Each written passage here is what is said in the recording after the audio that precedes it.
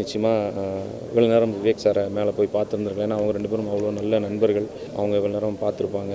அந்த மாதிரி தான் நான் நினைக்கிறேன். நிச்சயமாக ஒரு மிக நல்ல மனிதரை, ஒரு மிக நல்ல நடிகரை தமிழ் சினிமா இழந்திருக்கு. நிறைய வாட்டி ஒரு ஃபோன் பண்ணி உதவின்னு கேட்டிருக்காரு. ஒரு வாட்டி கூட அவருக்குன்னு கேட்டதே இல்லை. யாருக்கு மற்றவங்களுக்கு யாருக்காவது தான் இருக்கும். ஒரு கோண்டாமணி சார் ஹாஸ்பிட்டலில் இருக்கும்போது ஃபோன் பண்ணி உங்களால் முடிஞ்சதை பண்ணுங்கன்னு சொல்லிட்டு இந்த மாதிரி ஒருத்தருக்கும் ஃபோன் பண்ணி நிறைய பேருக்கு இவர் உதவிகள் செய்வதற்குன்னே வந்து ஃபோன் பண்ணுவார்.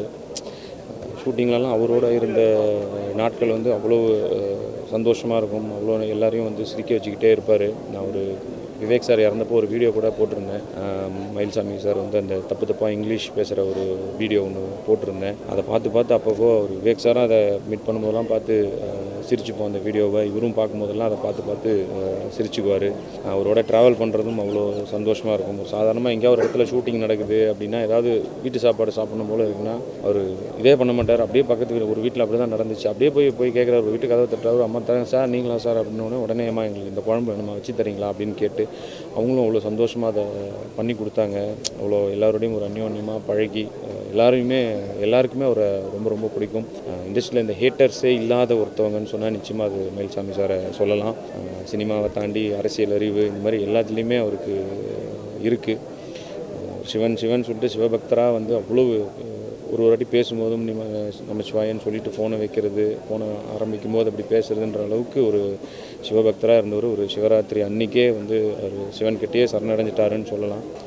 ஒரு இறப்பாக பார்த்தா இந்த மாதிரி ஒரு சிவராத்திரி அன்னைக்கு ஒரு ரொம்ப சாதாரணமாக டக்குன்னு இறந்த ஒரு இறப்பு வந்து அவருக்கு பொறுத்த வரைக்கும் அது ரொம்ப அவர் புண்ணியமான ஒரு இறப்பு தான். வயசு தான் இன்னும் அதெல்லாம் ஒரு 20-25 வருஷம் கழித்து வந்திருக்க வேண்டிய ஒரு இறப்பு. அவருடைய நினைப்பு பிரகாரமே வந்து அவர் சிவனையே சரணடைஞ்சார்ந்தால் அதை எடுத்துக்கணும். நிச்சயமாக இவ்வளோ நேரம் விவேக் சாரை மேலே போய் பார்த்துருந்துருக்கலாம். ஏன்னா அவங்க 2 பேரும் அவ்வளோ நல்ல நண்பர்கள். அவங்க இவ்வளோ நேரம் பார்த்துருப்பாங்க. அந்த மாதிரி தான் நான் நினைக்கிறேன். நிச்சயமாக ஒரு மிக நல்ல மனிதரை, ஒரு மிக நல்ல நடிகரை தமிழ் சினிமா இழந்திருக்கு. குடும்பத்துக்கு என்ன ஆறுதல் சொல்கிறதுனே தெரியல. ஏன்னா அவ்வளோ கூட ஃபேமிலியோட அவ்வளோ அந்யோன்யமாக இருந்தவர். கடவுள் இவ்வளோ சீக்கிரம் அவசரப்பட்டிருக்க வேண்டாங்கிறது தான் இதுவாக இருக்குது. நிச்சயமாக அண்ணனுக்கு ஆத்மா சாந்தி அடையணுங்கிறதுலாம் நம்ம சொல்லவே தேவையில்லை. அவ்வளோ நல்லது புண்ணியம் பண்ணியிருக்க அந்த ஏரியா மக்கள் எல்லாருக்கும் அவ்வளோ நல்லதுகள் பண்ணியிருக்காரு. ஸோ நிச்சயமாக அந்த புண்ணியமே அவரை வந்து அவங்க குடும்பத்தையும் இன்னும் நல்லா பார்த்துக்கும். குடும்பத்துக்கு பசங்களுக்கு அவ்வளோ புண்ணியத்தை தான் சொத்தாக சேர்த்து வச்சுட்டு போயிருக்காரு. ஸோ நிச்சயமாக ஆண்டவனர்களால் இதுக்கப்புறம் குடும்பம் வந்து நிச்சயமாக எல்லா இந்த கஷ்டத்துலேருந்து வெளியில் வரணும்னு சொல்லி பண்ணிக்கிறேன். அண்ணனுடைய ஆத்மா சாந்தி அடைய நானும் சிவனையை வேண்டிக்கிறேன். தேங்க்யூ.